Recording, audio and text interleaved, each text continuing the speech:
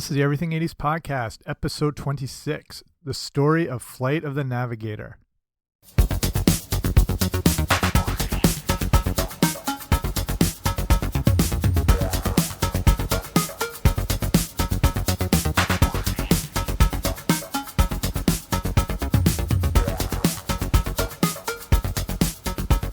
Hey guys, what's happening? Welcome back to the Everything 80s Podcast. I'm Jamie. Thanks for coming on out today and looking at the story of the beloved Flight of the Navigator, everything that went into the development of the movie, behind the scenes stuff. Hopefully you like this a lot. So before we start though, if you haven't already, make sure you subscribe to the podcast wherever you find your podcasts. I'm pretty much everywhere you'd want me to be.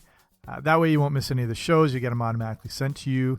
And everybody's happy. Okay, let's get right into this.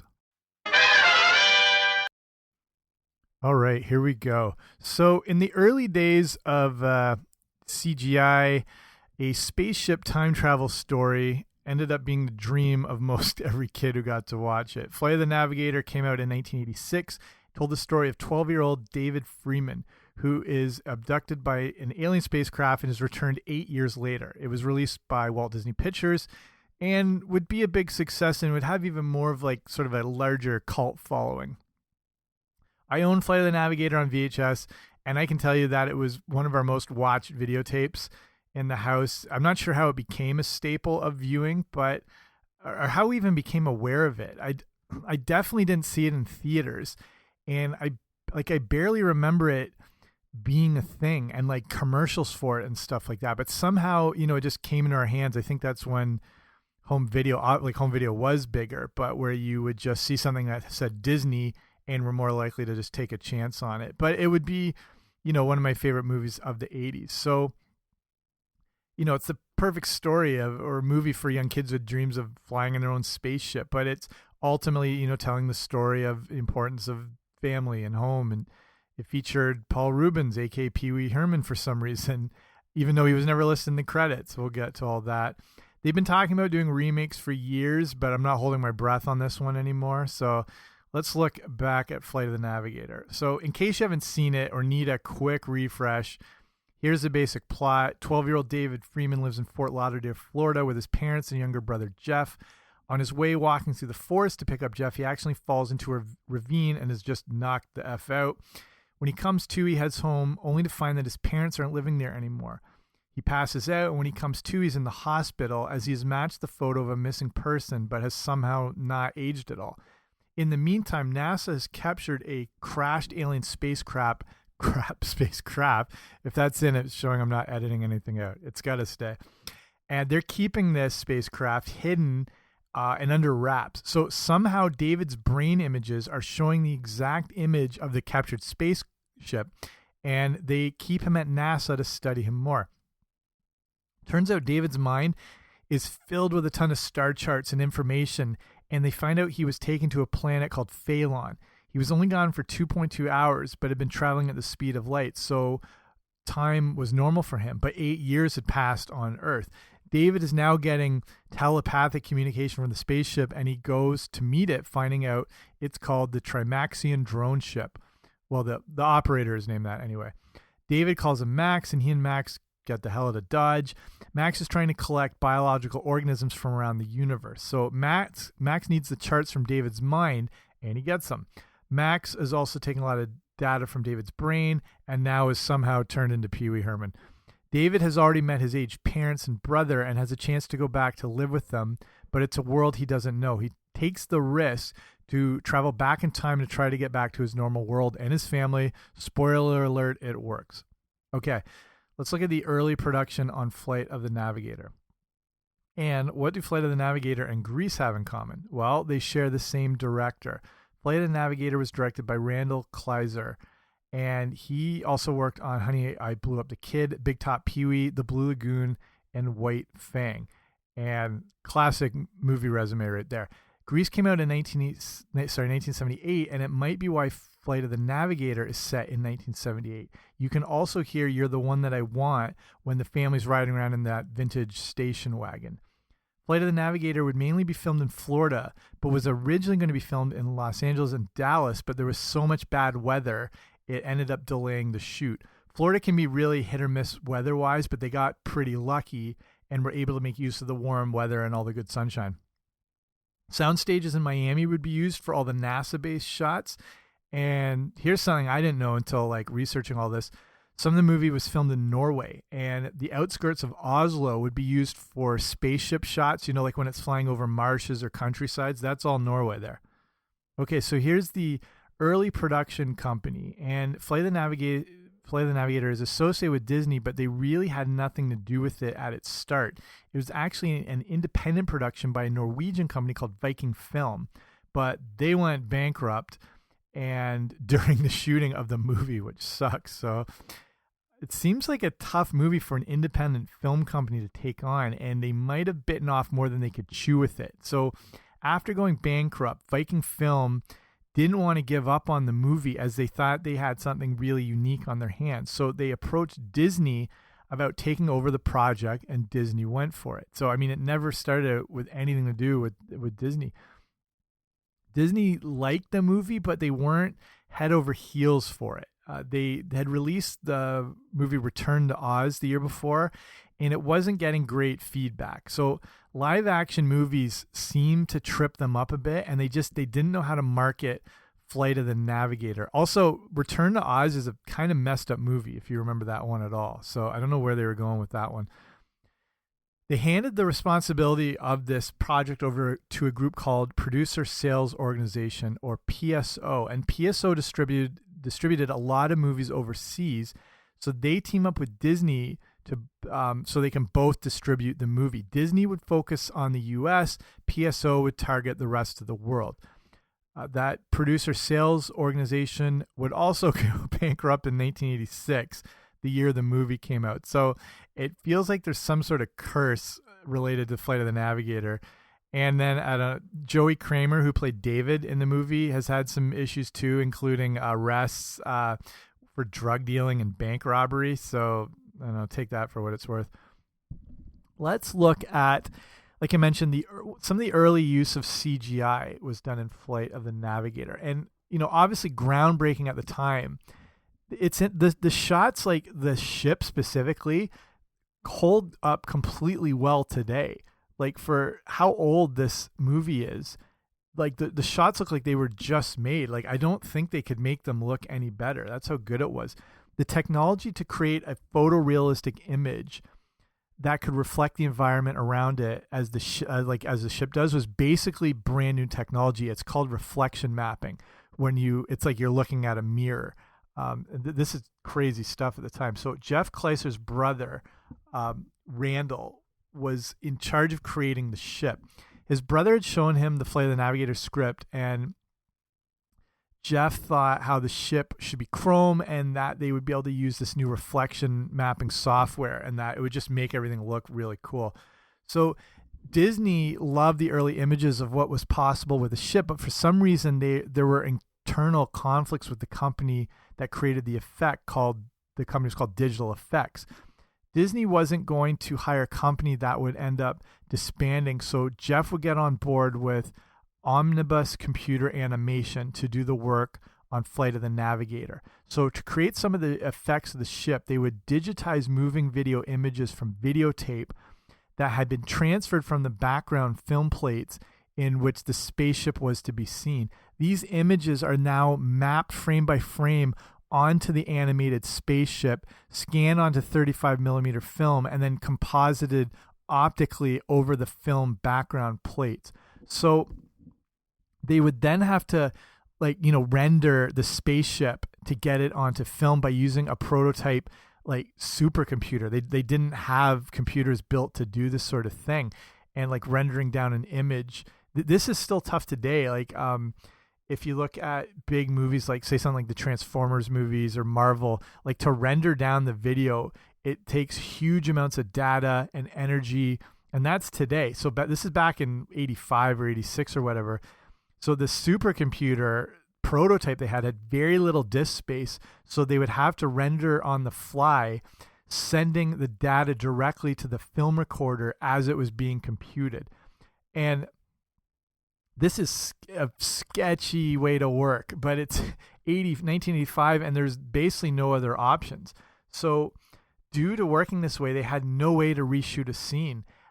They're uploading this in like real time. It's crazy. And the computer would also crash like 5 to 6 times a day, and it made it incredibly tight to get all the shots done in time.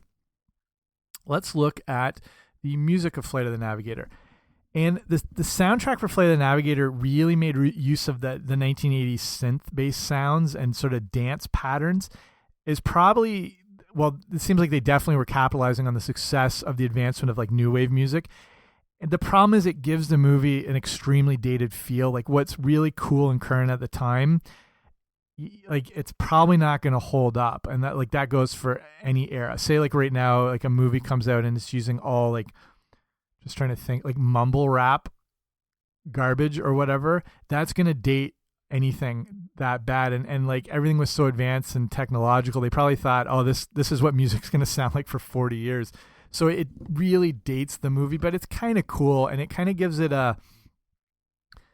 its own unique tone. It was, I like it. And again, we liked it at the time. And when you go back, you're like, oh yeah, it's kind of takes you back. The music was composed by Alan Silvestri, who had just come off one of the best soundtracks ever in Back to the Future. So that Back to the Future used a full orchestra, and he would use an electronic score to match the technological theme of Flight of the Navigator. It makes sense to like go with that, as that's kind of the basis of the whole movie. So to me, though, it always had that sort of Beverly Hills Cop, Miami Vice sort of video game feel to it, but it created real moods. It created like that real sort of texture to the movie. Gives each theme, like it kind of is a good backdrop to each theme and everything like that. So we'll get into us talking all about why in the hell Pee Wee Herman is in this movie. So as a kid, I was obsessed with Pee Wee Herman and Pee Wee's Playhouse and Pee Wee's Big Adventure, and the character of Max sounds exactly like Pee Wee Herman. And I knew that Pee Wee Herman was played by Paul Reubens. And I remember looking through the credits because I wanted to see him. But the voice of Max, if you remember, you probably looked this up too. The voice of Max was played by someone called Paul Mall. So why the hell is Paul Mall, or like who is Paul Mall, and why was it such a blatant ripoff? So it turns out it was Paul Reubens, but why wasn't he properly credited? According to the director, it was because he wanted to remain low key, which is idiotic considering he's doing one of the most distinctive voices in the history of television. So like you already, whether it's a ripoff of him or the actual voice, that's Pee Wee Herman, whether you call him Paul Mall or Paul Reubens. This was pre incident exposure when Paul Reubens would be arrested in a movie theater. So like that wasn't a factor. The first movie, like Paul Reubens was so blacklisted after. If you don't know what I'm talking about, just Google Paul Reubens in movie theater. Actually, be careful. Be careful what you Google, but you probably know this story. And he was blacklisted. No one wanted to touch him. And then the first movie he was put back into was in Batman Returns by Tim Burton. What was that, 92? I can't remember when that came out. And he played the Penguin's dad, like just for a brief second. I don't even think he has a line in it, but like that was considered like scandalous to put Paul Reubens in a movie. So that wasn't an issue. So like I don't know why all the secrecy. Paul Reubens and Pee Wee Herman were big in 1986. So this may have been done as a way to surprise people who went to see the movie, as I think maybe just they wouldn't see his name associated with it. So it was just as a way to be like, oh wow, that's Pee Wee Herman, and that wasn't a way to draw people in necessarily. So like, and that might have changed the direction of how it was marketed, because people are like, oh, it's Pee Wee Herman in a movie, it's going to be a wacky whatever. So I guess that's one of the reasons. I have discovered a major plot hole with all this though. After Max does the mind transfer of all the data and the star maps, he also gets it crossed up with a lot of what fills the mind of a 12-year-old David Freeman. Like when he does that whole like two all beef patties, special sauce, lettuce, cheese, pickles, onions on a sesame seed bun. He's got all that information in his head now. The problem is in David's mind is coming from 1978. And if the voice was being used as something that would have been familiar to David, it would be impossible to be Pee Wee Herman, as Pee Wee's Big Adventure didn't come out till 1985. Paul Reubens didn't even have his first HBO special until 1981, where he did like Pee Wee Herman live. The first time the Pee Wee Herman character was ever seen on TV was on The Dating Show in 1979. So unless David saw him performing with the Groundlings, is where he first debuted the character of Pee Wee Herman, I don't know what the whole plot of the movie is in that sense, thinking like they took a voice that would seem familiar. It honestly makes no sense to this day why they had the voice of Pee Wee Herman. Okay, here's the reception to Flight of the Navigator. So Flight of the Navigator did pretty well as far as its critical response. It was generally praised by things like the New York Times and the Los Angeles Times. Even today, it's got a 83% rating on Rotten Tomatoes. It comes out on the same weekend as the infamous Howard the Duck movie. Also coming out that weekend, Friday the 13th, Part 7. And that was July 30th, 1986. And on its opening weekend, it made $3.1 million, which today would equal about $7 million. So nothing really good. Like, not horrific, but like kind of okay, if you can consider that a classification. It ended up being number 9 for all movies that opening weekend, and overall it made around 18.5 million, which converted for today is around 42 million. So it was made for $9 million. So in that sense, it did okay. Not amazing, but definitely okay. Okay, let's look at some random facts about Flight of the Navigator. And the first one is early foreshadowing. So what that means is we're looking at how the people at NASA might have been showing that they were the bad guys in the movie, as indicated in the scene where David first moves into his room. You remember they had on the bed, there was a bunch of random toys for him. If you look closely at that, among it's kind of product placement, but it was also a little foreshadowing. Among all those things were 2 specific toys. There was a Decepticon named Shrapnel and a G.I. Joe Cobra, one of the water moccasin boats, but it was specifically a Cobra vehicle. So it would seem interesting that the evil NASA would also give him the evil Decepticon and Cobra toy, possibly indicating their motives. You know, why wouldn't they give him an Autobot, like an Optimus Prime or a G.I. Joe figure? So that looks like that was a little bit of foreshadowing. Next random fact is about Sarah Jessica Parker. And if you remember, a young Sarah Jessica Parker would play Carolyn McAdams, who was one of the young workers at NASA and helped David escape. She was coming off a pretty big hit and starting to become a pretty big star, specifically after Footloose and then the movie Girls Just Want to Have Fun. She doesn't seem to really give a crap about the movie, doesn't have a soft spot for it all. And to her, it was pretty much just a quick gig and a payday. You can't blame anyone for that, but she'd been asked about her time on the movie and what drew her to it, but she's always been pretty dismissive of it, saying she didn't even know what the movie was about. Okay, Carrie, cool. I mean, you might want to look into it. I don't know. I get it. When you're like just starting out and you have these few hits, you probably just want to strike while the iron's hot. So whatever, Okay. And now we'll look into, like I mentioned, the idea of the Flight of the Navigator remake. And I feel like we've been hearing about this forever. Like every few years, it kind of pops up in the news cycle, like Flight of the Navigator. And some things I'm not on board with as far as doing remakes or reboots, but I think Flight of the Navigator would work very well. It's a pretty timeless story. It works in any day and setting, or any, period of time or setting. The technology is obviously caught up. And like as good as it holds up, like I think the technology, the way they use it, is not meant to overpower the movie. It's meant to be like a tool to accentuate the movie. And I think they would take that same approach. I think they can make something pretty epic. Like it goes back as far as 2009, where they said a remake was in works. Then in 2012, Disney hired Colin Trevorrow to rewrite a script for it. Turns out that's the guy who made Jurassic World. So I'm okay with that because I think Jurassic World was really good.